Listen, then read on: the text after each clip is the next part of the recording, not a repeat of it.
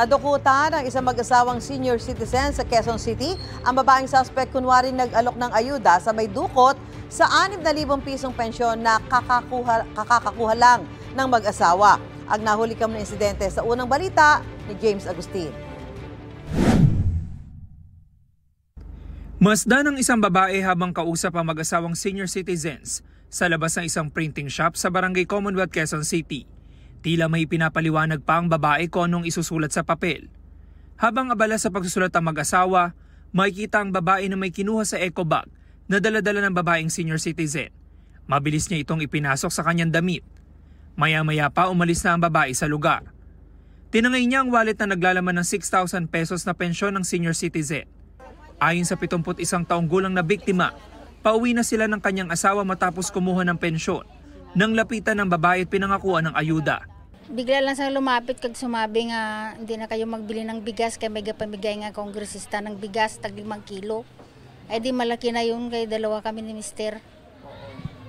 Tapos hindi ko na malayan ginpasulat niya ako ng address kag kag pangalan ko sa maliit lang nga papel. Tapos ginkuha ko dito sa bag ko ang wallet ko kag ang ID kay ipasirox ko no ang ID. Para ibigay niya lang dito, siya lang kung magbigay. Pero hindi ko pala namalayan na dinukot na pala yung wallet ko. Laking panghihinayang na mag-asawa, lalo pat 6 na buwan daw nilang hinintay ang pensyon. Doon nakasalalay ang aming pamumuhay at sa sakit ng pamilya ko. Misis, may sakit, tapos yung anak ko dinadialysis. Kahit ipamasahe niya lang magpunta sa ospital, magpa-check up, ay wala na magamit. Sana pagsisihan mo yung ginawa mo. Wala kang wala ka talagang puso na ganyan talaga ang ginagawa mo sa kapwa mo. Nai-report na ang insidente sa Barangay Commonwealth. Sabi ng mga taga-barangay, may isa pang babaeng senior citizen na nabiktima ng parehong modus sa araw na yun. 6,000 pesos din na pensyon ang natangay ng babaeng sospek. Hindi niya namamalayan yung kanyang bag, nadukot na pala po. So maya-maya sabi babalikan daw po siya kasi kukunin na raw po yung ayuda. May pinirmahan siya. And then naghintay siya ng matagal, namalayan niya na lang po wala na po yung kanyang pitaka doon sa bag. Inaalam pa ng mga otoridad ang pagkakakilanlan ng suspect na posibleng dumarayo lang daw sa lugar.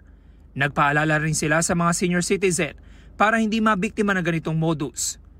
Huwag po tayong maniwala basta-basta sa mga taong lumalapit po sa atin, mapababae man o mapalalaki, na sila po ay di umano ay nagmamalasakit.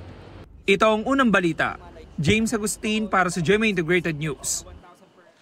Gusto mo bang mauna sa mga balita? Mag-subscribe na sa GMA Integrated News sa YouTube at tumutok sa unang balita.